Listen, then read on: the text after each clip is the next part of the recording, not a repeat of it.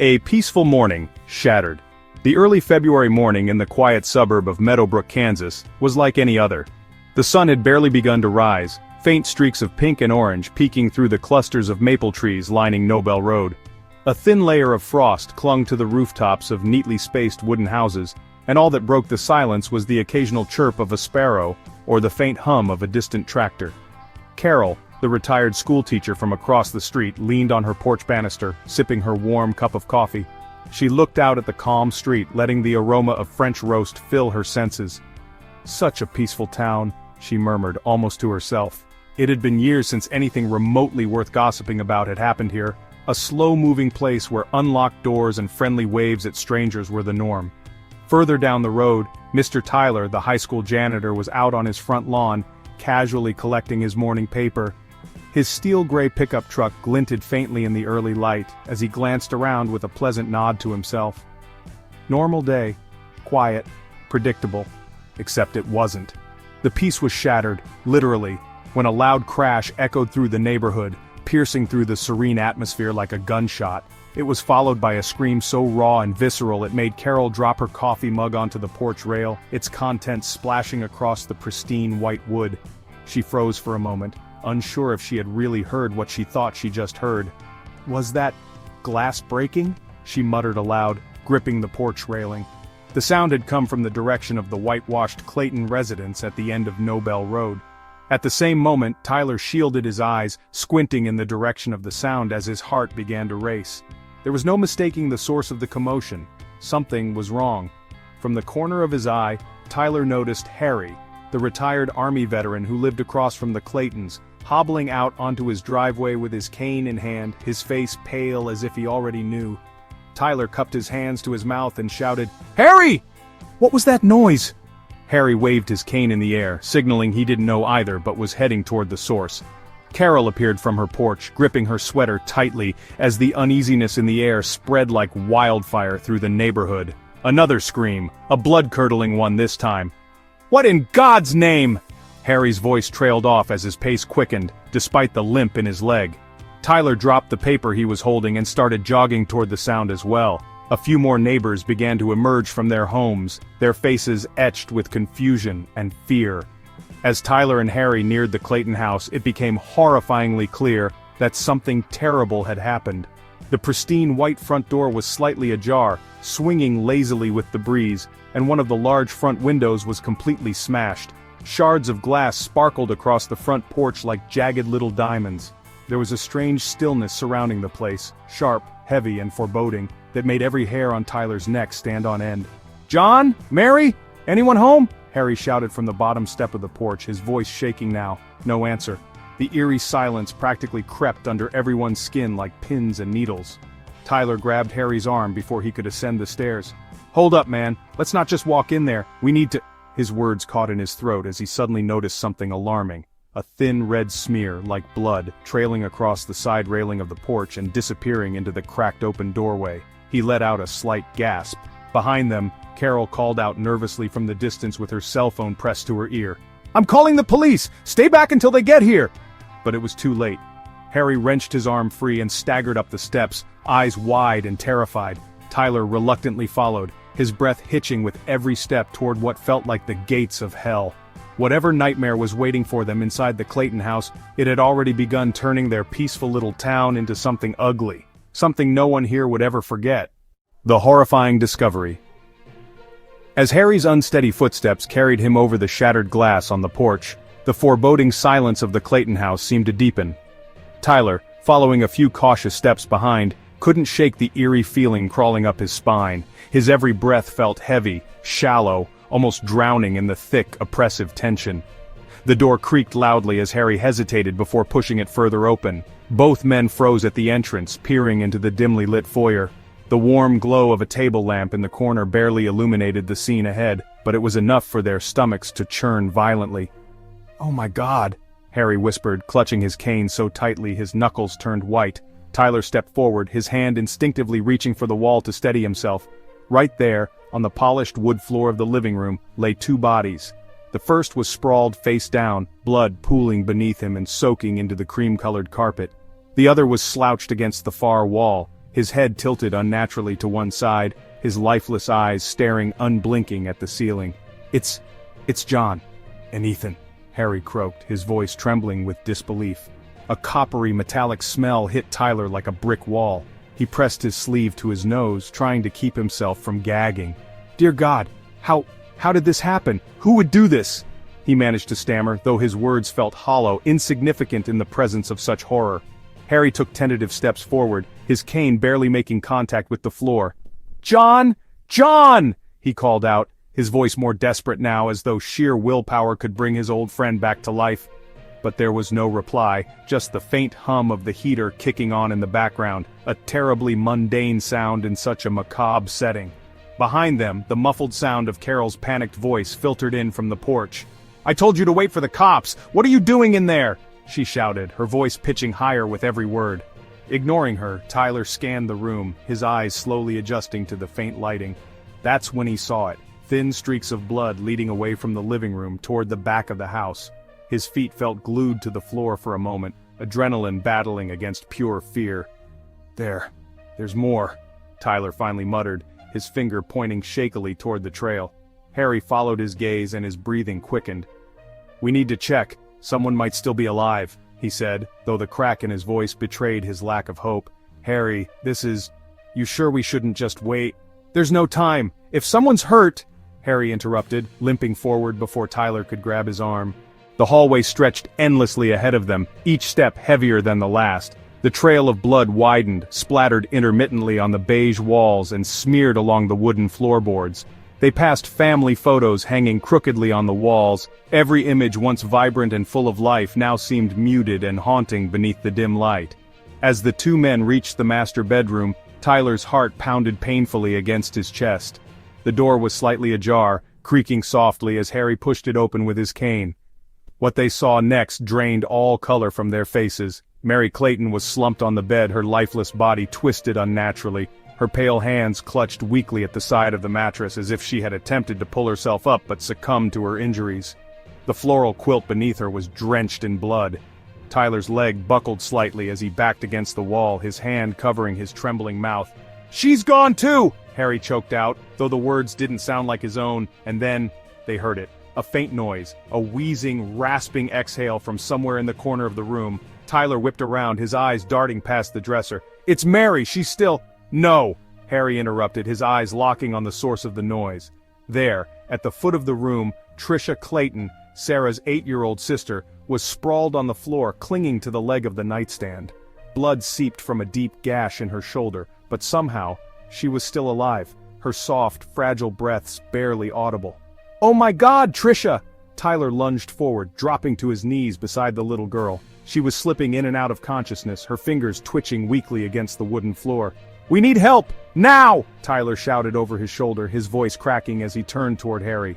Carol, still standing outside with her cell phone in hand, seemed to read the urgency from their voices and screamed into the phone, "Get the ambulance here now! There's a child alive in here!" Tyler carefully pulled off his jacket, pressing it against Tricia's wound to slow the bleeding. He could feel the tears brimming in his eyes but refused to let them fall.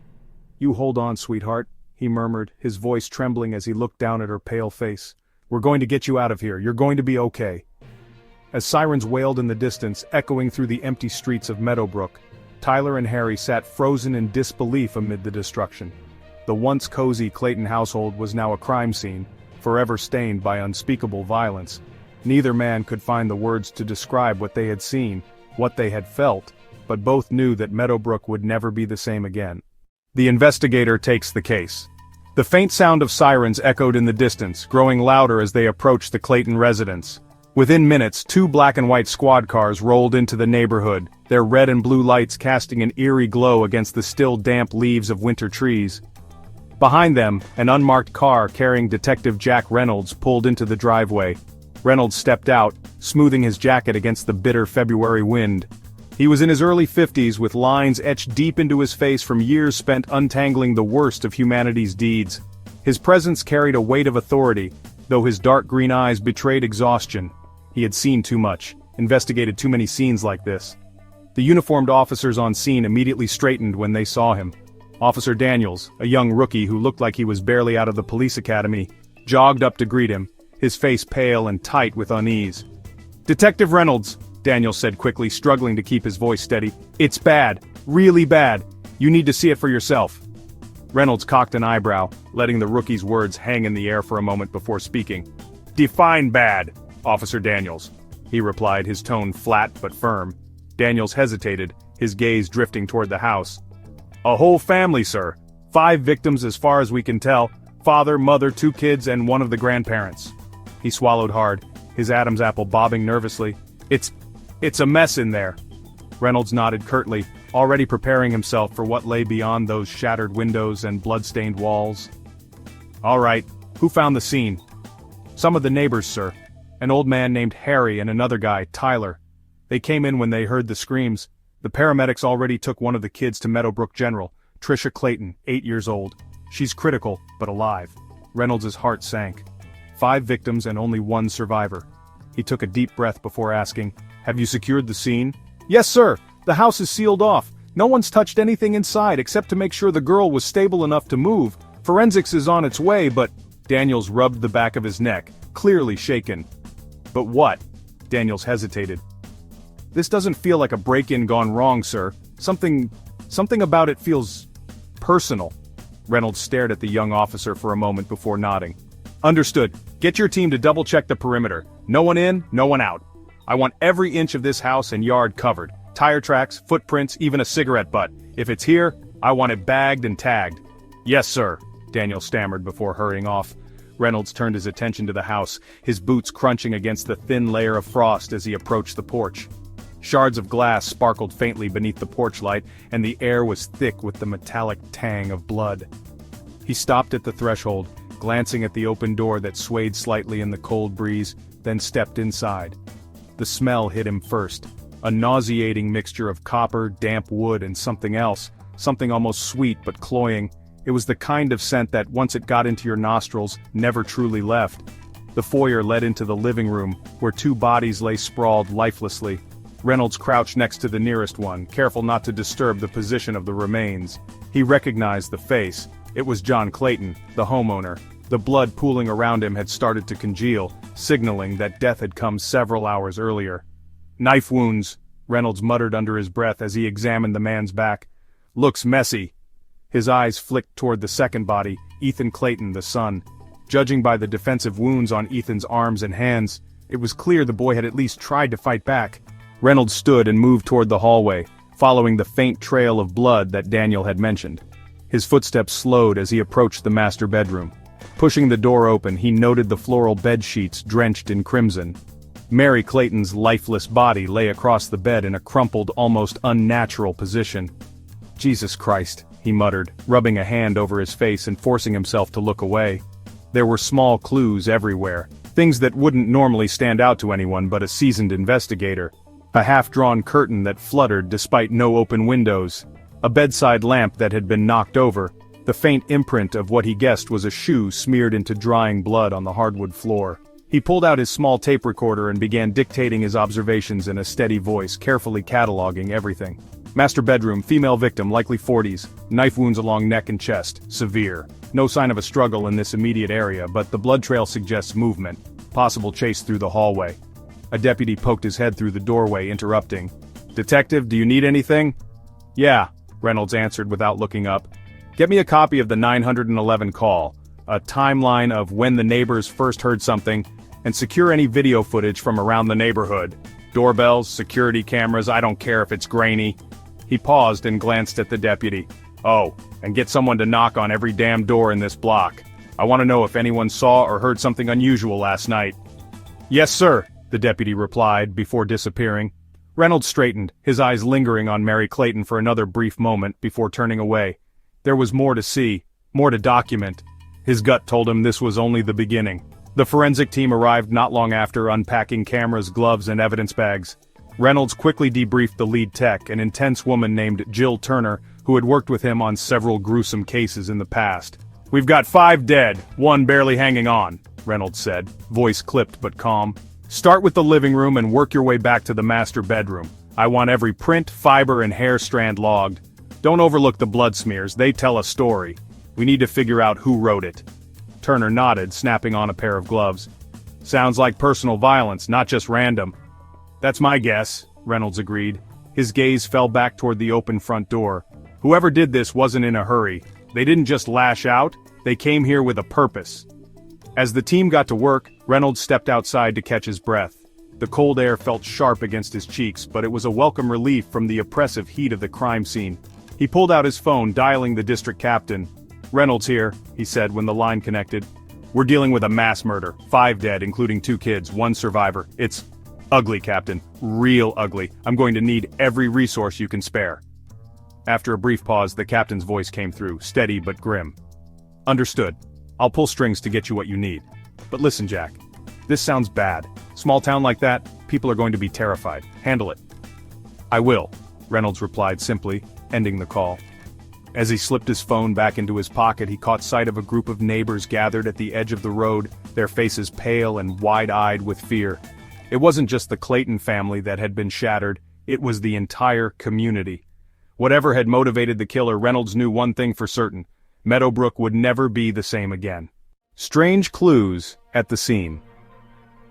The house was eerily still, with only the faint buzz of fluorescent lights breaking the silence. Detective Jack Reynolds stood motionless in the center of the living room, his boots barely making a sound as he shifted his weight. Around him, the forensic team quietly worked, snapping photos and dusting for prints. It was the kind of scene he wished he could unsee. The type of tragedy that made his job feel more like a curse than a calling. "Detective, over here!" called Jill Turner, the lead forensic technician, from the far side of the living room. Her voice was steady, but Reynolds could tell there was an urgency in her tone. "What is it?" he asked as he approached, his eyes darting to the direction she pointed. Turner crouched near the edge of the coffee table, her latex-gloved hand carefully holding up a shard of glass. "We've got fresh fingerprints on this. The smudges are faint, but they're there. Looks like whoever did this cut themselves. See the blood smear here?" She held the shard up closer, angling it toward the light for Reynolds to get a better look. Reynolds frowned, leaning in. "Blood on the inside of the glass, huh? That would suggest the window wasn't just broken from the outside. There was a struggle here." "I'd say so," Turner replied, standing up. "But here's the odd part, it doesn't feel like your typical break-in scenario. Nothing valuable seems to be missing, and the way the shards are scattered, it almost looks like someone smashed their way out rather than in. Strange, right?" Reynolds nodded, mentally filing away her observation. "Yeah, that's odd. Was it panic or was it staged? Let's keep looking, there's got to be more." As he moved through the living room, his eyes scanned everything. The glass coffee table was tipped over, its edge pointing awkwardly at the fireplace. A family photo of the Claytons sat crooked on the mantel, its frame cracked but still intact. The crimson stains on the floor seemed to tell their own violent story, but one Reynolds hadn't fully pieced together yet. A uniformed officer stepped into the room, his voice shaking slightly, as he addressed Reynolds. "Detective, there's something in the kitchen you might want to see." Without a word, Reynolds walked toward the kitchen, his footsteps heavy with a growing sense of dread. The kitchen was dimly lit, with sunlight barely managing to filter through the torn curtain over the back window.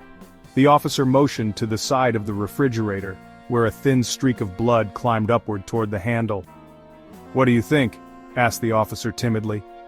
Reynolds stared at the streak for a moment before answering. "That's not random. Someone grabbed this door in a hurry. I'd bet money they were looking for something. Or maybe..." He trailed off, pulling the refrigerator door open. It wasn't what he expected. No valuables, no drugs, no camera hidden in the vegetable drawer.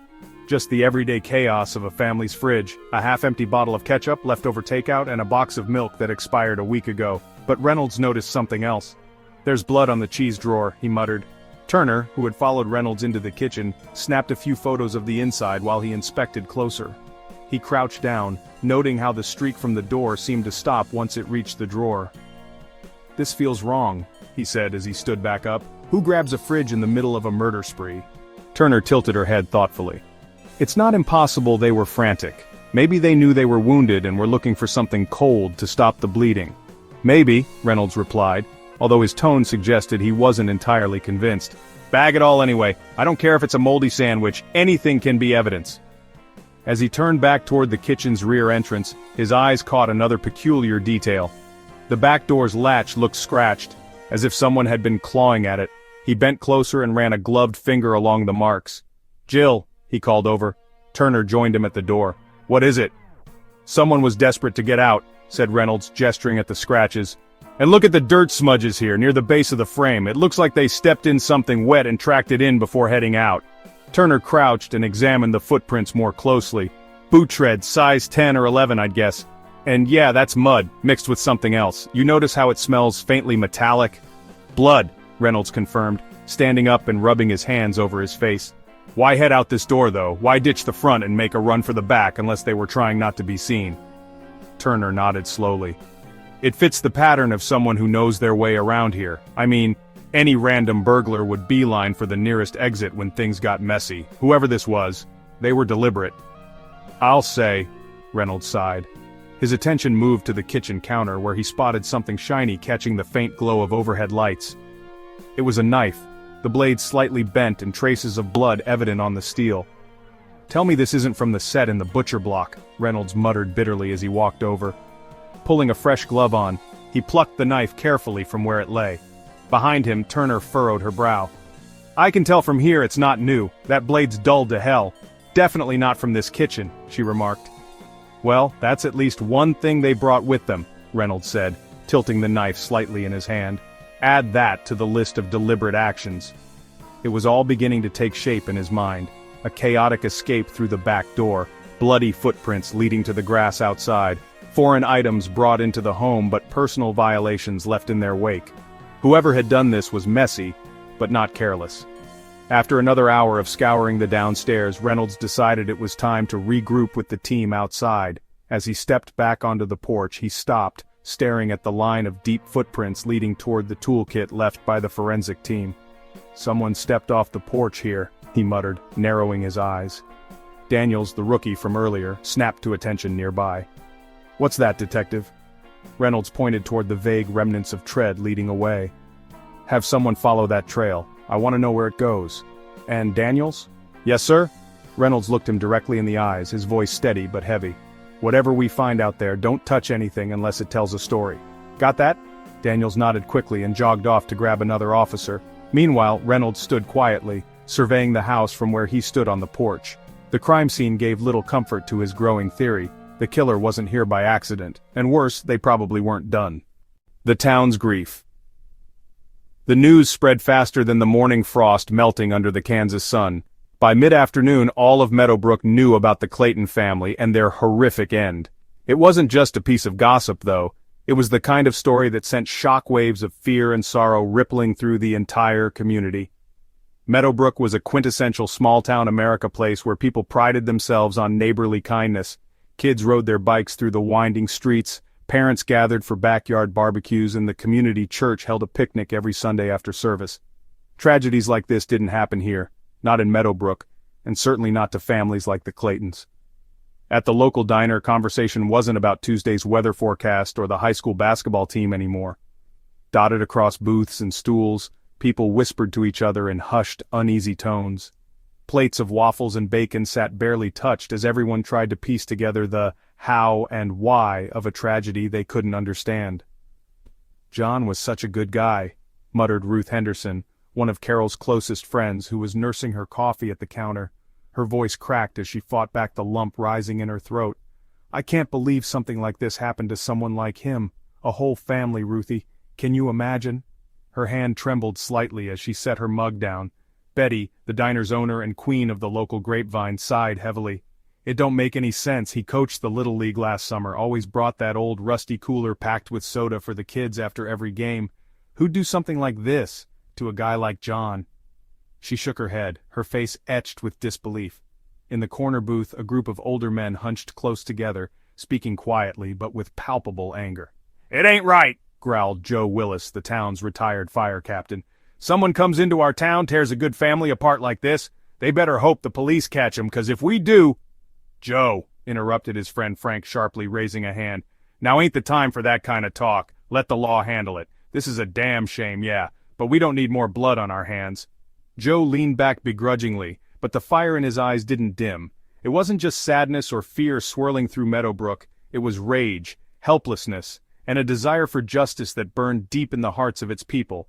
Back at the community church, Reverend Mark stood at the pulpit facing a crowd of tearful parishioners who had gathered long before the usual evening service. The sanctuary was quieter than it had ever been, save for the occasional sniffle or stifled sob. The Reverend pressed his hands together, looking out over the pews. In his 30 years of preaching, he had comforted people through loss before, farm accidents, tornadoes, cancer, but burying an entire family under such violent circumstances, even he struggled to find the words. I know there's no explaining something like this, he finally began, his voice trembling slightly. We're struggling to even understand it. But what we do know, folks, is that we are not alone in this. We have each other. We'll get through this. We'll honor their memory the way we do best, by standing together. Over in the school gymnasium, the basketball court, normally echoing with the sound of bouncing balls and teenage laughter, was somberly silent. A group of students sat in a circle on the bleachers, still in shock after hearing about Sarah Clayton's death. Coach Riley, who had given them practice off out of respect, stood nearby with his arms crossed, his face unreadable but his eyes glassy. I don't get it, one student finally said, breaking the silence. It was Hannah, Sarah's best friend. Her voice cracked as she fought to keep her composure. She was just here yesterday. We were talking about the stupid science fair. She was gonna win, you know? She always does. Her words trailed off as tears rolled unchecked down her cheeks. Beside her, Tyler, the team's star player, balled his hands into fists. Whoever did this, he muttered bitterly. I hope they pay. I hope they rot for what they did to her, to all of them. His voice was thick with anger and heartbreak. Over the next few days, quiet acts of unity began to surface amidst the grief. A vase of fresh flowers appeared on the Claytons' porch, left by someone in the early hours when no one was around to see. Candles were lit along the sidewalk near the house, their flames flickering against the night sky like the whispers of prayers. The town's general store, run by old Mrs. Whitaker, put a sign in the window. We're closed today in memory of the Claytons. Hug your loved ones tight. At the high school, Sarah's locker was transformed into a makeshift memorial. Notes, flowers, and ribbons of her favorite color, lavender, were taped to the door. One note read simply, "You will always be part of this team. We love you, Sarah." Even the smallest gestures carried the weight of Meadowbrook's collective heartache. Carol, sitting on her rocking chair late one evening, watched her neighbors walk quietly to the candlelight vigil organized at the town square. The sight of children clutching their parents' hands, their faces illuminated by soft candlelight, was enough to make her chest tighten. And yet, underneath all the mourning lay something even darker, fear. People double-checked their locks, something they'd never done before. Doors that had been left ajar during summer cookouts were now firmly shut by sunset. Porch lights stayed on well into the early hours of the morning. The cozy bubble Meadowbrook had always existed in, safe, warm, and untouched by the outside world, had officially burst. Parents whispered anxiously among themselves as their children played nearby. "Do you think it was someone local?" one mother murmured to another. Or did someone come here just to, what if they come back?" Her voice cracked as she pulled her toddler close. "I don't know," the other woman replied, her expression grim. "But I'm not taking any chances. We bought new locks and a security camera yesterday. You should too." The conversation was a version of what every household in Meadowbrook was having. Hushed, urgent discussions about safety and trust. Who could have done this? Could it have been someone they knew? Did that smiling neighbor at the grocery store or the friendly janitor from Church harbor a secret darkness? The grief was overwhelming, but the undercurrent of fear poisoned everything sacred about the town's small, connected community. Meadowbrook wasn't just mourning the loss of the Claytons, it was mourning the loss of its innocence, its peace, and its safety. The mysterious witness. It was late afternoon when Jack Reynolds finally sat down in the small interview room tucked away in the back of the Meadowbrook Sheriff's Station.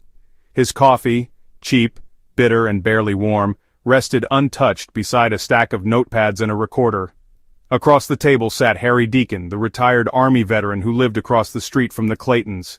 Harry wasn't the type to scare easily, years in war zones had tempered him, but today he looked like he'd aged a decade overnight. "You sure you're all right, Harry?" Reynolds asked, his voice calm but firm. He knew better than to rush a witness like Harry. The man needed time to process, and Reynolds needed every detail. Harry nodded, though his pale hands trembled as they clutched his cane. "I'm fine, Detective, just can't get their faces out of my head is all."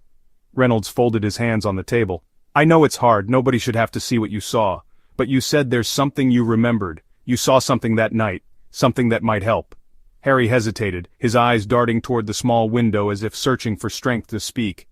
Yeah, he finally said, his voice barely above a whisper. I'm not sure how much it'll help, but I saw a truck. Reynolds leaned forward slightly, his interest immediately piqued. What kind of truck? It was a pickup, Harry said, his voice growing steadier as he got into the details. Old, rusted in places, but still running. Looked like one of those Ford F-150s from, I don't know, maybe the late 90s, early 2000s. It was dark, but I remember it was green, like that dull, muddy shade of green. Where was it? Reynolds asked, his pen already scratching notes in neat, precise handwriting. Harry closed his eyes, trying to replay the scene. It was parked near the end of the street, not right in front of the Clayton's house, but close enough. I'd say maybe 2 houses down near that big oak tree on the corner. What time was this? Harry furrowed his brow, his grip tightening on his cane. Must have been after midnight, late enough that everything was quiet. I normally sleep like a rock, but my knee, damn thing always acts up when it's cold, woke me up. I went to the kitchen to get a glass of water, and that's when I saw it. You're sure about the time? Harry nodded. Yeah, the clock on the microwave said 12:47 when I walked into the kitchen. Reynolds scribbled the time into his notebook, his mind racing through the timeline they'd already established.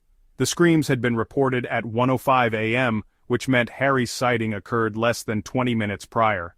What happened next? Reynolds asked, his tone gentle but persistent. I wasn't going to pay it no mind at first, Harry admitted, rubbing the back of his neck. Just figured it was someone visiting a neighbor, though it's not exactly common this time of night. Then I saw him. Reynolds stiffened. Saw who? Harry's gaze dropped to the tabletop, his voice lowering. A man. He stepped out of the truck, tall guy, broad shoulders, couldn't make out his face. He had a ball cap pulled low and wore one of those, those puffy winter jackets people wear when it gets real cold. Let me get this straight, Reynolds said carefully. You saw a man step out of the pickup truck at nearly 1 a.m., just a couple houses down from the Claytons. And you're certain about this? I'm telling you, Detective, I'm not making it up, Harry said, his voice taking on a slight edge. I might not have an eagle's eyes anymore, but I know what I saw. All right, Reynolds said, holding up a hand to calm him. Did you see him go toward the Clayton's house? He didn't go straight there, no, Harry replied. He kind of lingered, stood by the truck for a bit like he was looking around, making sure no one was watching. Then he started walking down the street, heading in the direction of their house. After that, Harry hesitated, his voice faltering. I didn't see where he went, I couldn't keep staring. Didn't want him to notice me in the window, you know? Reynolds tapped his pen against the notebook, considering Harry's account. Did anything about him strike you as odd? The way he walked? What he was carrying? Something out of place? Harry thought for a moment, then nodded slowly. Now that you ask, he was walking like he was in a hurry but not too fast. And he was holding something in his hand. Might have been a bag, maybe a toolbox. I couldn't tell. That's good, Harry, really good, Reynolds said, encouraging him. Anything else? The truck? Did it have any noticeable damage? Stickers? Mud on the tires? Harry's face lit up slightly as he recalled another detail. I did see mud on the tires, dark, fresh mud, looked like he'd been driving off-road, and the taillight on the driver's side was busted, flickered when he hit the brakes, then went out completely. Reynolds nodded, jotting everything down. An old dark green pickup with mud-caked tires and a busted taillight. It wasn't much, but it was something. Harry, Reynolds said, meeting the older man's eyes, what you've given me is valuable, more than you know. You did good coming forward with this. Harry chuckled bitterly. Glad I could help, Detective, but I'd trade it all to unsee what happened this morning. I get it, Reynolds said, his tone softening. And I don't blame you. But we're gonna figure this out. We'll catch the guy who did this. Harry nodded, though the lines around his mouth stayed drawn tight. You better, Detective, he muttered. This town, it ain't the same no more. Not after this. Reynolds walked Harry out of the station, watching as the old man shuffled toward his rusted sedan. Once Harry was gone, Reynolds stood in the frosty air for a moment, his breath fogging in front of him as he thought about the next steps. An old green truck, a man in a ball cap, mud-covered tires. It was a start, but if Jack Reynolds had learned one thing in his 20 years as a detective, it was that the devil was in the details. He headed back inside, pulling out his cell phone as he walked. The line rang twice before a gruff voice answered on the other end. I need an APB out, Reynolds said, cutting straight to the point. Late 90s, early 2000s dark green pickup, mud tires, busted taillight, last seen in Meadowbrook at approximately 12:47 a.m. This guy left mud tracks, pulled traffic cams from all nearby exits leading to open terrain. Got it, Detective, came the response. Reynolds hung up and leaned against the wall, eyeing the caseboard where photos of the Claytons stared back at him. If the mysterious man thought he could waltz into Meadowbrook, destroy a family, and disappear into the night, he had another thing coming. Reynolds wasn't going to rest until he got answers. The first clue. Jack Reynolds waited impatiently as the sheriff's deputy unfolded the map of Meadowbrook and laid it flat across the hood of a squad car. The street lamps cast a dim yellow glow over the parking lot where the team had briefly set up shop, the unmarked vehicles and radios humming quietly in the cold February air. "I think we've got something," said Jill Turner as she approached, clutching an evidence bag in her gloved hand. The bag contained a blood-streaked knife, its dull blade twisted slightly as though it had been used far beyond its intended purpose. "What have we got?" Reynolds asked, turning to her. His coffee jitters had worn off long ago, replaced by sharp focus and bone-deep fatigue. "This was found a few hundred yards from the Clayton property," Turner said, holding the bag up for him to inspect.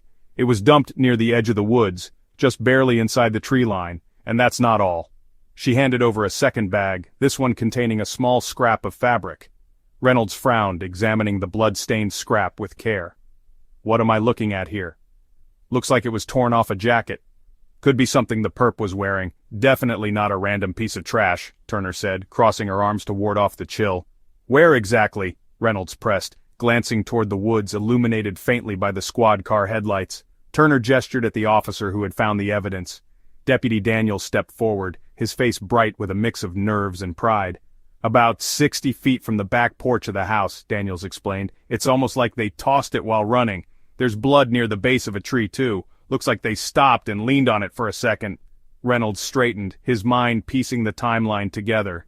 If they dumped the knife that close, they were panicking. That means they were injured, which matches the blood smears inside the house and the glass. He looked back at Turner. "Did forensics confirm if this matches the blood at the scene?" Turner nodded. "We're running the full analysis now, but I'd bet my paycheck it's the same. Too much overlap to be a coincidence." Reynolds let out a slow breath, staring at the knife through the clear plastic. "They left this behind knowing full well it would connect them, unless they didn't know. Rookie mistake for someone so brutal." Daniels cleared his throat. "There's more, sir." "What is it?" Reynolds asked without looking up, his focus still on the evidence. "I found tire marks leading away from the tree line," Daniels said, pointing toward a stretch of dirt road barely visible in the dark. "They match that old pickup truck the witness described. You can see where it skidded, like whoever was driving took off in a hurry. Tell me you've got photos and casts of those tracks," Reynolds said, his voice sharp but not unkind. "Yes, sir, got the team on it right now." Daniels pointed toward the gathered officers crouched over the area with rulers and plaster kits. "One step ahead of me for once," Reynolds muttered, but there was a hint of pride in his tone. He turned back to Turner. "The knife. Anything unusual about the blade itself? Serial number, manufacturer mark, anything identifying?" Turner nodded. "One thing stood out. This isn't a kitchen knife or anything you'd find lying around. It's an outdoor survival knife, the kind you get at a sporting goods store. If we can trace the purchase, we might get a lead on who owned it." "That's a big if, Jill. Half the Midwest probably owns one of these," Reynolds replied dryly. But he tucked the information away nonetheless. It could be valuable once they had a suspect lined up. "And the fabric?" he asked, holding the bagged scrap up to the light. "Cheap polyester, lined with cotton batting, likely from a winter jacket. It matches the description that old-timer Harry gave us, that puffy coat he saw the guy wearing when he stepped out of the truck." Reynolds exhaled deeply, the gears in his mind grinding in slow, deliberate motion. He wasn't ready to call it yet, but the pieces were starting to align. "All right," he said finally, addressing both Turner and Daniels. "This is what we're gonna do. I want the tire tracks cross-checked with region-wide reports on that damn pickup. Green, mud-streaked, and busted taillight. Target all gas stations, convenience stores, or highway cameras within a 50-mile radius. If this guy stopped for coffee, snacks, or gas, I want someone to know about it." Daniels nodded, scribbling notes on his notepad. "Got it, detective. And once forensics confirms a match between this knife and the house, I want to put pressure on every outdoor supply store in 100 miles. There's gotta be a paper trail. This wasn't a spur-of-the-moment blade." Turner raised a hand, allowing herself a slight smirk. "Already ahead of you, Jack. I've got an associate pulling purchase histories for this specific brand. If this exact model was bought in the last year with plastic, we'll find it." Reynolds studied her for a long moment before giving a small, rare smile. I'd complain about you stealing my thunder, but I think I'll save the energy. Good work. Turner gave him a mock salute and headed back to the forensic van. Daniels lingered, his nervous energy palpable. You said we're looking for more footage, Daniels started cautiously, but what if he's already long gone? We could be trailing someone who's halfway across the state by now. Reynolds sighed and folded his arms across his chest. Yeah, he could be, but people like this, Daniels, they're sloppy and self-destructive. They leave breadcrumbs, anger, panic, ego. He's not as far ahead of us as he thinks. Silence fell between the two for a moment, the cold night air settling around them. You think he's local? Daniels asked finally. Could be, Reynolds admitted. You don't butcher an entire family in their home without knowing something about them, but local or not, we'll catch him, because you'd have to be a ghost to pull this off without leaving a trace. He glanced back at the tree line where the knife had been found. And this guy? He ain't a ghost. He's human, and he's made mistakes.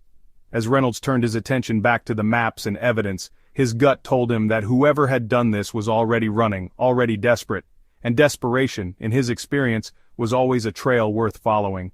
The motive unfolds. Detective Jack Reynolds leaned back in his chair, staring at the corkboard plastered with photos of the Claytons, time-stamped crime scene shots, and handwritten notes pinned together by red string. It wasn't quite making sense yet. Across the room, Officer Daniels stepped in cautiously, holding a manila envelope. Detective, Daniels began, clearing his throat nervously. We've got something. Might explain a few things about the Claytons. Reynolds reached for the envelope, motioning for Daniels to continue. Go on, he said impatiently, pulling out the papers inside.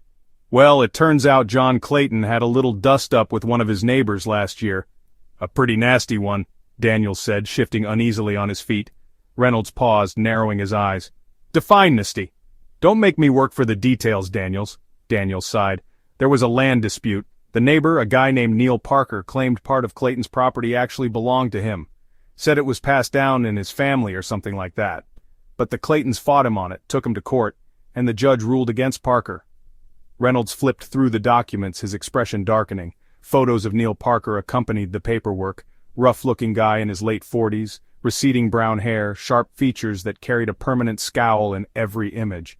So, Parker lost, Reynolds muttered. That's motive, sure, but land disputes don't usually escalate to this. He gestured toward the crime scene photos still up on the board. That's not all, Daniels added, pulling another report from his pocket and placing it on the desk.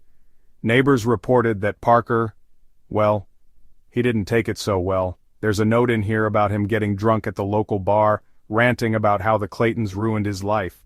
Apparently, he told more than a few people, and I quote, "They're going to pay for what they did." Reynolds rubbed his temples, exhaling sharply. Jesus, why was this never flagged before? Daniels shrugged helplessly. Well, no one took him too seriously, I guess. He's always been a loner, kind of rough around the edges. Locals said he'd blow hot and cold. Could get nasty, sure, but most thought he was all bark, no bite, until now. So the guy loses his case, blows a gasket, and starts plotting revenge, Reynolds murmured aloud, piecing it together. Where is this Parker now? That's the thing, Daniels said hesitantly. He sold his house 2 months ago, packed up and disappeared. No forwarding address, no family to call. Reynolds frowned, leaning forward in his chair. He disappeared, just like that? No one sees him, hears from him? Not a word, Daniels confirmed. But according to some of his old co-workers, he used to work construction. Parker had a temper, a bad one. Got into more than a few fights before walking off the job. He hesitated again. One more thing, sir. Out with it, Daniels. Well, one of his old co-workers mentioned he had this green pickup truck, an F-150 dark green older model. Reynolds froze, his eyes locking onto Daniels. Dark green? Daniels nodded. Yeah? Sound familiar? It sounds a hell of a lot like what Harry saw parked down the street from the Claytons' house the night of the murders, Reynolds said grimly, sitting upright. This Parker character, he's looking good for this, Daniels. Really good. Just then, Turner, the forensic lead, pushed through the door, holding a file in one hand and her phone in the other. Sorry to interrupt, she said, her tone brisk but laced with urgency. We've got a match on the knife. The blood on the blade matches both the victims and an unknown third party. And get this, the make of the knife matches a purchase made 6 months ago at an outdoor supply store in Wichita. 6 months ago? Around the time Parker lost his case? Reynolds asked, his voice tightening. Exactly, Turner confirmed. Records show it was paid for in cash, no name attached, but we're pulling security footage from the store as we speak. If Parker was the one who bought it, then we've got him, Reynolds finished her thought, his mind already sprinting ahead. He leapt to his feet, pointing at Daniels. I need you to pull everything we've got on Parker. Bank records, receipts, speeding tickets. I don't care if he once returned a library book late. Find me something that puts him near Meadowbrook in the last few weeks. Daniels nodded and bolted from the room as Reynolds turned back to Turner. What else do you have for me, Jill? He asked, gesturing toward the folder she still carried. Cell tower pings, she said, flipping it open. After the murders, we pulled data from Meadowbrook's nearest tower. We've got an unregistered burner phone that pinged in town twice a week leading up to the murders. Guess where it pinged from 3 nights ago? Reynolds didn't answer immediately. He knew the answer before she even said it. Near the Clayton residence, Turner confirmed, her expression tense. He wasn't just watching them, he was stalking them. Reynolds clenched his jaw. It wasn't just about revenge. This was planned, calculated. Parker hadn't just snapped one day and decided to lash out. He'd spent weeks preparing, waiting for the right moment. Any pings after the murders? Reynolds asked. Yeah, one. About 30 miles from here, near a highway ramp heading south, Turner said. South, Reynolds echoed, his mind racing. He's running, probably heading toward Texas. Mexico, maybe. Think he'll slip through? Turner asked, folding her arms. Reynolds shook his head, determination etched across his face. Not a chance. Not with what we've got now. I'll call in federal support if I have to. This guy's made mistakes every step of the way and he'll make more. Turner nodded, her confidence in Reynolds unwavering. I'll keep pushing for more leads on the knife and phone. Keep me posted, Jack. You got it, Reynolds replied, already reaching for his phone as she left the room. By the time the sun dipped below the horizon, Reynolds had a fresh stack of evidence, a suspect, and the beginnings of a plan. Neil Parker wasn't just a ghost of Meadowbrook anymore. He was a man on the run, and Reynolds was going to hunt him down. The hunt for the suspect. The call from the Texas gas station came in just after the crack of dawn. Jack Reynolds, staring at the untouched coffee on his desk, leaned forward as the dispatcher relayed the news over the speakerphone. His pulse quickened. We've got a tip from a station attendant near Amarillo, the dispatcher said. Our guy might have stopped there early this morning. Green pickup, older model, busted taillight. Driver had his right hand bandaged, looked like he was covering a bad cut.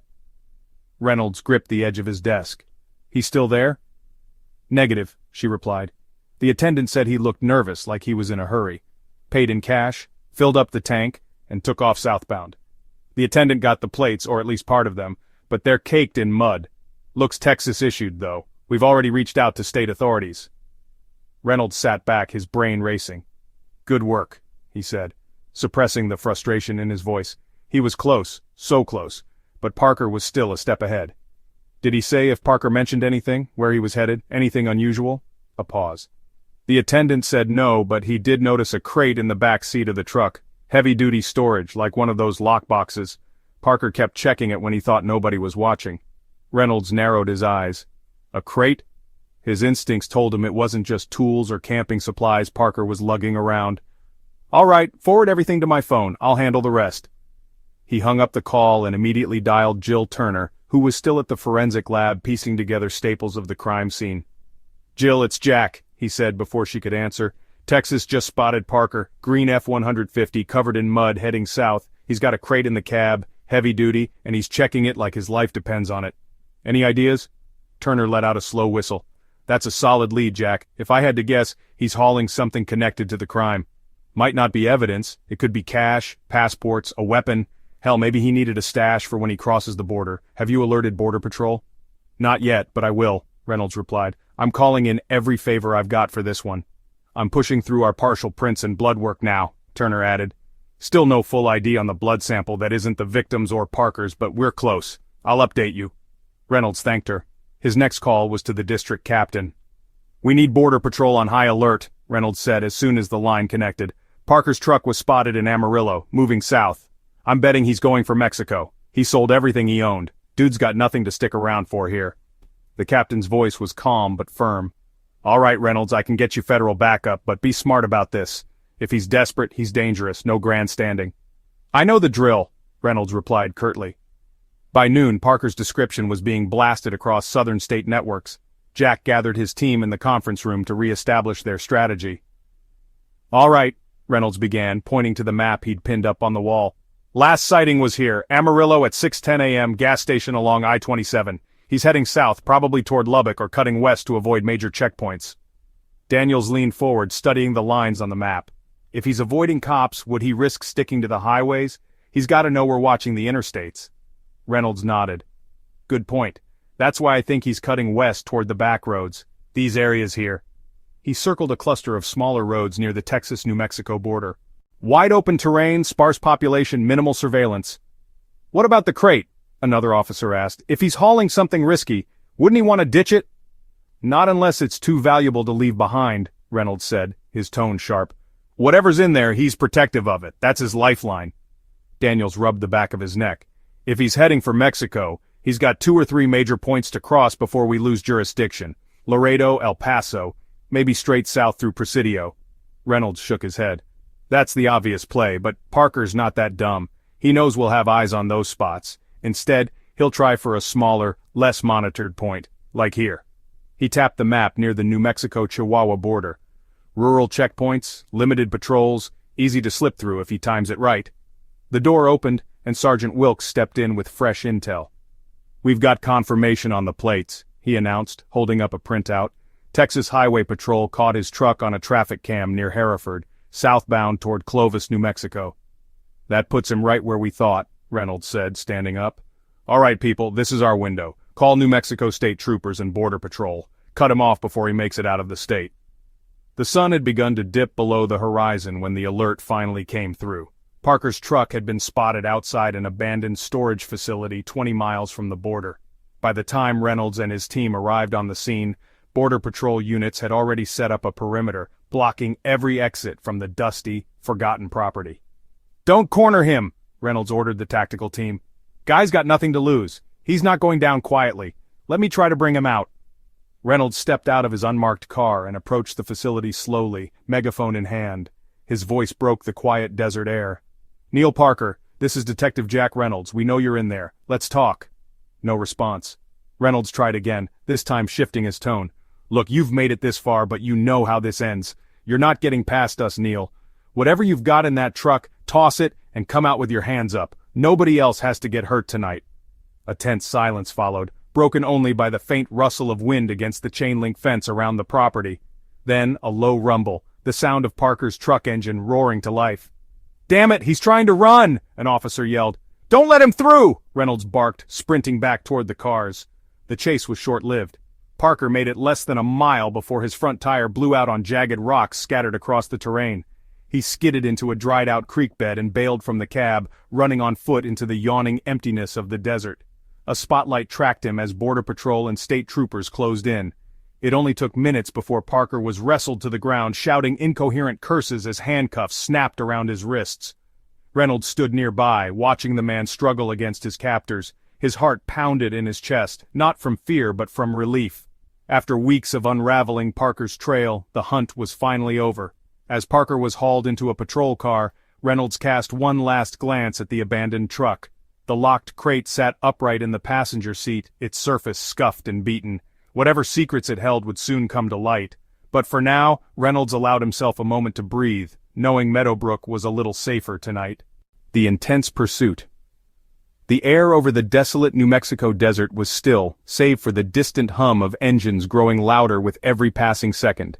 Neil Parker's green pickup truck barreled down an unmarked dirt road, kicking up a thick cloud of dust in its wake. The battered truck's broken taillight flickered once before giving out completely, leaving only the sound of its roaring engine to cut through the night. Suspect is southbound on an unpaved road, approximately 15 miles from Checkpoint Alpha, the voice crackled over the police radio. Jack Reynolds gripped the steering wheel of his unmarked SUV, his jaw tight and eyes steely. He pressed the gas pedal harder, the vehicle jolting as it hit a pothole. He's not getting away this time, Reynolds muttered to himself. Through the windshield he could faintly see the red glow of the dust cloud illuminated by the other patrol cars ahead. Reynolds, came Jill Turner's voice over his headset. She was patched into tactical command back at HQ. You're closing in on him. State troopers have him boxed into a perimeter about 10 miles from the Mexican border. Backup is already moving to intercept. We've got him, Reynolds responded, his tone sharp but focused. I'm moving up to the lead. Keep the lines clear. If Parker tries to double back, I want immediate eyes on him. Suddenly, a second voice came over the comms. It was Daniels, his usual nervous tone barely holding together under the tension. "Detective, he's not slowing down, and I think he knows about the perimeter. He's cutting towards the hills, route's getting narrower." Reynolds cursed under his breath. Neil Parker wasn't stupid. He knew the terrain better than they did, and if he managed to get into the hills, the rugged landscape could hide him long enough for him to vanish completely. "Do not let him out of your sight!" Reynolds barked into the radio. "Daniels, stay on him! Don't push him off the road, he's already desperate. If he panics, we're going to have a hell of a lot more trouble." From the corner of his eye, Reynolds caught a glimpse of the helicopter that had joined the pursuit moments earlier. Its spotlight cut through the swirling dust, tracking Parker's erratic movements as the old truck veered left and right, bouncing wildly over the uneven ground. Inside the cab of the truck, Parker's knuckles were white as he gripped the steering wheel. His breathing was labored, his face slick with sweat. The crate in the passenger seat shifted as the truck hit another bump, and Parker instinctively reached over to steady it.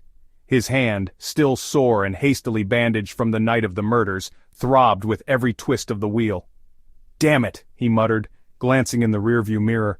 The sight of the pursuing headlights, almost a dozen of them now, sent a wave of panic crashing over him. He slammed the dashboard with his injured hand and winced in pain. "Not like this. I'm not going down like this." Reynolds was now just behind Daniels, his SUV hugging the curves of the trail as the gap between them and Parker closed. "All right, Daniels," Reynolds called into the radio. "I need you to do something risky here. We're running out of road. Force him toward that open stretch near the ridge. We can pin him down there. Don't let him make it to those hills." You want me to box him in, sir?" Daniels' voice cracked. "That's exactly what I'm saying," Reynolds snapped. "Parker's bad, but he's not suicidal. If he thinks he's about to be trapped, he'll try to double back or slow down. Use that." Daniels swallowed hard but responded, "Copy that, detective. Moving in." Parker saw the maneuver almost immediately.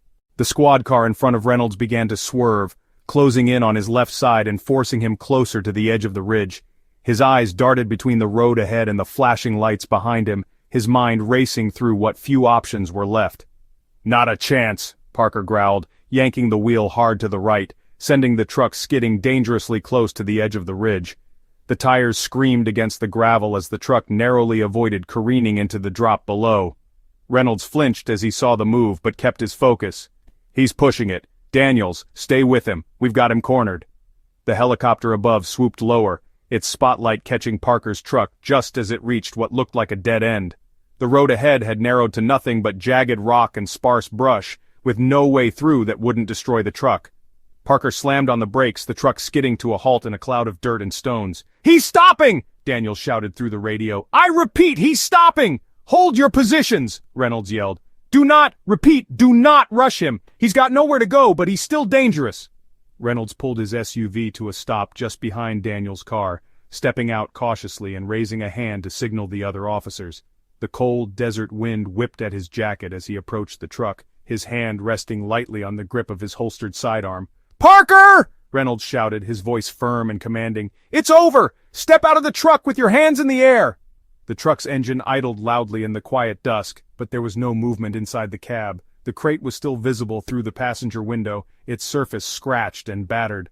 "I'm not going to ask twice!" Reynolds called again, taking another cautious step forward. His eyes scanned the truck, looking for any sign of movement. The tension was unbearable. Every officer had their weapons drawn, their fingers steady on the trigger. Then the driver's side door creaked open. Parker stepped out slowly, his hands raised, but his expression absolutely defiant. His face was gaunt, his eyes wild, and his bandaged hand trembled slightly as he took a step forward. "You think this is it?" Parker spat, his voice hoarse. "You think this makes us even?" "Neil Parker," Reynolds said, keeping his tone level. "You're under arrest for the murders of the Clayton family. No sudden moves, and this won't escalate." Parker's lip curled into a bitter sneer, but he didn't resist as two officers moved in to cuff him. Reynolds kept his gaze locked on Parker as they patted him down and led him toward the nearest patrol car. As Parker was shoved into the back seat, he turned to look at Reynolds, his eyes filled with contempt. "You don't know a damn thing, detective. You think you've got the whole picture, but you don't. That family deserved what they got." Reynolds felt his blood boil but refused to rise to the bait. He leaned down slightly, meeting Parker's glare head-on. "You're done, Parker. Whatever you think you've got left to fight for, it's over. You're gonna answer for what you did." Reynolds stepped back as the patrol car door slammed shut. As the vehicles began to disperse, Reynolds turned toward Parker's truck. The crate in the passenger seat seemed to mock him, its locked edges gleaming faintly under the helicopter's light. "Get that thing to forensics," Reynolds ordered one of the officers. "Whatever he's been trying to protect, I want it opened tonight." The long chase was finally over, but Reynolds couldn't shake the feeling that the answers lying inside the crate were only going to deepen the mystery. The chilling confession. The stale air in the Meadowbrook Sheriff's interrogation room was heavy with tension. The fluorescent light overhead buzzed faintly, casting a harsh glow across the steel table. Jack Reynolds sat at one end, calm but coiled, his hands resting loosely on a stack of files and a recorder perched in the middle. Across from him, Neil Parker slouched in his chair, his cuffed hands resting on his lap, his bandaged fingers twitching slightly. His hair was matted, his face pale, yet his dark eyes burned with defiance. "You've had a hell of a night, Neil," Reynolds began, his voice calm but deliberate.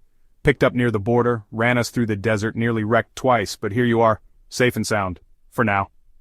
Parker smirked faintly, his lips curling as if amused by Reynolds's words. "Safe, huh?" he muttered, his voice rough from shouting during the chase. "That what you call this?" He gestured vaguely with his shoulders, rattling the cuffs wrapped around his wrists. Reynolds leaned forward slightly, resting his elbows on the table. "You know why you're here. You know what we've got on you. You want this to go easier for yourself? Then start talking." He pushed a photo across the table, a bloody, jagged image of the knife found near the crime scene. "Let's start with what you were doing at the Claytons' house that night. You're not walking out of here without giving me an answer." Parker stared at the photo for a long moment. His breathing quickened slightly, but he didn't reach for the picture. Instead, he let out a bitter laugh. "What do you think I was doing?" he snarled. "Dropping off a casserole?" "You tell me," Reynolds replied, unfazed. He slid another photo across the table, this one of John Clayton, sprawled lifeless on his living room floor, blood pooled beneath him. "You did this, didn't you? You planned it." The smirk on Parker's face faltered, replaced by something darker, resentment, fury, maybe even pride. He leaned back in his chair, his cuffs clinking against the armrest as he adjusted his posture. "Planned?" he repeated, his voice lower now. "Yeah, I planned it." He laughed humorlessly again, shaking his head. "You think people like them didn't have it coming? You think they could just take what was mine and get away with it?" Reynolds didn't react. Instead, he clicked on the recorder, the soft beep interrupting the charged silence. "Why don't you walk me through it, Neil? Tell me exactly how this happened." At first, Parker didn't say anything. He stared at the recorder, then back at Reynolds, gauging whether this was some kind of game. But there was no smirk left on his lips when he finally started to speak. "They had no right," Parker began, his voice trembling slightly, though it wasn't from fear, it was anger. "That land, that goddamn land, it's been in my family for generations. Blood, sweat, tears, do you have any idea what that means?" His eyes narrowed as he leaned forward. "Then they walk in, like they're kings of the world, slap a damn lawsuit on me and take it like it was nothing. A piece of paper from some crooked judge, that's all it took." Reynolds remained stone-faced, letting Parker unravel. He'd dealt with men like this before, men who needed to justify the monster in themselves. "You lost the case," Reynolds said quietly. "You could have appealed the decision, but instead, you decided to cut your losses, is that it? You sold your house, disappeared, and now 4 people are dead. That's what you think is justice?" "Justice?" Parker barked, his voice echoing off the concrete walls. He gritted his teeth before continuing. "There isn't any justice in this world, detective. Not for people like me. I worked my whole goddamn life for that land. And they—" He slammed his cuffed hands on the table, making the recording device wobble. "They took it. They stomped all over me. And for what? A bigger backyard? A better view of the oak trees?" Reynolds sat back slightly, his arms crossed. "So what? You snapped? You drove to their house in the middle of the night and decided to make them pay? That's how you solve your problems?" Parker gritted his teeth and looked away. The vein in his temple pulsed, as if he was trying to hold back an outburst. But when he spoke again, his voice was oddly calm. "I didn't decide that night. This wasn't just some spur of the moment." He glanced back at Reynolds, his expression cold. "I waited. I watched them. The perfect family, huh? John Clayton, the big hero in town, coaching baseball, hosting barbecues. But behind those fake smiles, they weren't any better than me. They thought they were untouchable, like they'd won." Reynolds stayed silent, letting the man continue. He could feel Parker approaching the edge, the moment where the full, horrifying truth would come roaring out. "I went there that night because they deserved what they got," Parker rasped, his jaw tightening. I saw the lights go off at 11:30 sharp, walked right up to the porch. That part's true. I planned every second of it. Took the back door first, busted the lock. First one was John. Parker's lip curled upward in disgust. He never saw it coming, a big guy like that, but he didn't even have time to fight back. Reynolds clenched his fists under the table, his knuckles turning white, but he kept his expression neutral. "And the others?" he asked quietly. Parker exhaled sharply, almost as though he were frustrated by the question. "The wife, Mary, she screamed. She didn't last long. The kids—" His voice trailed off for a split second, but then his eyes hardened. "Don't act like you're judging me, detective. Kids grow up to be just like their parents. It's in their blood." A silence followed that felt suffocating. Even Reynolds, a man who'd heard confessions to unspeakable crimes before, felt the air grow heavy in the small room. For a moment he thought Parker might falter, but then he leaned forward, his lips curling into that twisted smirk again. "What?" Parker sneered. "You gonna sit there and pretend you've never wanted to hurt someone? That you've never felt what it's like to finally take control of your own life? Feels good, detective. Better than I thought it would." Reynolds took a deep breath, his mind racing with the weight of every word Parker had just said. The confession was chilling, but more disturbing than that was the calmness in Parker's voice, the way he seemed to relish in recounting the murders. "You've made this easy for me, Neil," Reynolds said at last, his voice steady.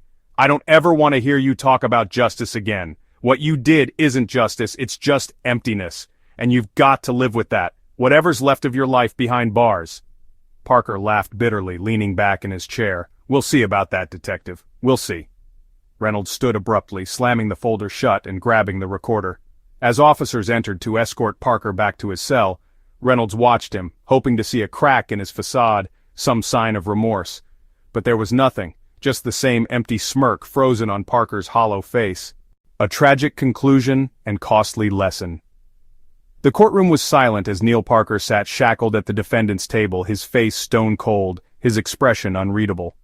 The jury had deliberated for less than 3 hours before returning into the tense, crowded room, their verdict unequivocal, guilty on all counts.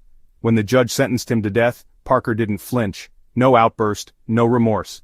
Just quiet acceptance, as if he'd already resigned to the end long before the trial even began. Detective Jack Reynolds watched from the back of the room, his expression tight but his mind far away. The deafening hammer of the judge's gavel echoed in the large chamber, signaling the end of a case that had consumed his every waking moment for months. For the families sitting in the gallery, justice had been served, but for Reynolds, it felt hollow. Nothing would bring the Claytons back. There was no undoing the horror of what Neil Parker had done. As the courtroom slowly emptied, Reynolds remained anchored to his seat, staring at the wooden bench in front of him. Daniels approached hesitantly, his hands shoved deep into his pockets and the weight of the moment written all over his youthful face. "Well, it's over," Daniels said quietly, glancing at Reynolds, trying to gauge his reaction. "It's not over," Reynolds muttered, his voice low and edged with weariness. "Not for this town, not for those kids in that house. This doesn't end just because we put Parker in a cage." Daniels nodded but hesitated to speak again. The weight of the case hung heavy in the air between them. "You did everything you could. You found him. You got justice for the Claytons." Reynolds let out a sharp exhale, pressing his fingers to his temples. "Justice? What is justice to a family buried 6 feet under, Daniels? We're not magicians. We don't fix what men like Parker break. All we ever do is clean up the mess." Daniels flinched at the bitterness in Reynolds' tone but realized the older detective wasn't looking for reassurance. For Reynolds, this wasn't just a job. It had never been just a job. Later that evening, as Meadowbrook collected itself, a vigil was held in the town square. The community gathered under a navy blue sky, clutching flickering candles and murmuring soft prayers. The faint smell of melting wax mixed with the cool Kansas air as people one by one approached a makeshift memorial for the Clayton family. It was nothing more than photographs, flowers, and small handwritten notes taped to an old wooden easel, but it had become a symbol, a place to grieve and try in vain to make sense of everything. Reverend Mark stood at the forefront of the crowd, his voice heavy yet soothing as he addressed the gathering. "Tonight, we honor the lives lost in this tragedy. John, Mary, Sarah, and Ethan were not just neighbors. They were family to many of us here in Meadowbrook. Their loss has scarred us, yes, but we must not let the darkness of that night define us." His voice cracked slightly, but he pressed on. "We must hold on to what ties us together, even as we face the hardest of times." In the back, Reynolds stood alone, leaning against a street lamp as the glow of the candlelight flickered across the faces of his neighbors. He wasn't dressed to blend in. The suit jacket and loosened tie made him stand out like a visitor at his own church. He hadn't wanted to come, but something pulled him to this spot, to bear silent witness to the aftermath of a case that had taken so much out of him. Detective? Reynolds turned, only half surprised to see Carol Hill, the retired schoolteacher from Nobel Road, standing a few feet away. He recognized her immediately from the day the crime broke, the trembling figure on her front porch, gripping her coffee mug like a life raft. "Mrs. Hill," he greeted with a tired nod. "You doing okay?" Carol offered a small, sad smile as she stepped closer, her candle burning faintly against the wind. "I don't suppose any of us are. It's hard to believe something like this could happen here." Reynolds nodded, looking down at the blackened asphalt beneath his feet. "Yeah, happens fast though. Too fast for anyone to make sense of it." Carol seemed to study him for a moment before speaking again. "You did a good thing, detective. You found him. You gave them answers." Reynolds shook his head, his hands shoved deep into his pockets. "Answers don't fix anything, Mrs. Hill. It doesn't bring John or Mary or the kids back. People keep calling it justice." He let the thought hang in the air for a beat before finishing. "But I don't know what that word even means anymore." The older woman frowned, but didn't argue. Instead she reached out, her free hand briefly grazing his arm. "You stopped him. That means something. Maybe not to you, not yet, but to them. It means something." Reynolds didn't respond, but her words pressed against the walls of his mind as he looked back toward the crowd. Children clung to their parents' legs, friends huddled close. Strangers who had never spoken before shared tears under the same Kansas stars. Maybe she was right. Maybe stopping Parker had saved someone, but the heaviness in his chest refused to lift. Hours later, after the last candle had burned out and the crowd had dispersed, Reynolds found himself back at his desk at the station. A single photo of the Clayton family sat off to one side, 4 smiling faces that now existed only in memories and court dockets. He stared at it for a long time, letting the faint hum of the fluorescent light fill the silence. When the phone on his desk finally rang, he didn't move at first. He closed his eyes, briefly weighing whether to answer before finally picking up the receiver. "Reynolds," he said, his voice hoarse. It was Jill Turner on the other end. "Jack, just wanted to let you know, the analysis on that crate Parker was keeping in his truck came back." Reynolds straightened, his fatigue pushed aside. "What's in it?" "It was a collection of personal items," Turner replied. "Photos, old letters, a few trinkets from his family's old property, nothing criminal." Reynolds exhaled sharply, leaning back in his chair. "Figures, the one thing he cared about, and it was useless." Turner hesitated before she spoke again. "Jack, sometimes it isn't about justice or answers. Sometimes people just want reminders of a world they think cheated them." Reynolds stared at the photo of the Claytons again, his throat tight. "Yeah," he muttered, "but they didn't deserve to pay for his pain." "None of them did," Turner agreed, her voice soft. "But you did what you always do. You gave the victims a voice. That matters." After a long pause, Reynolds thanked her quietly and hung up. Alone in the station, he sat in silence, the weight of the case still sitting heavy on his shoulders. Somewhere in the stillness, he realized Carol was right too. Maybe this wasn't about fixing what had been broken. Maybe sometimes just stopping the breaking was enough. For tonight, it would have to be.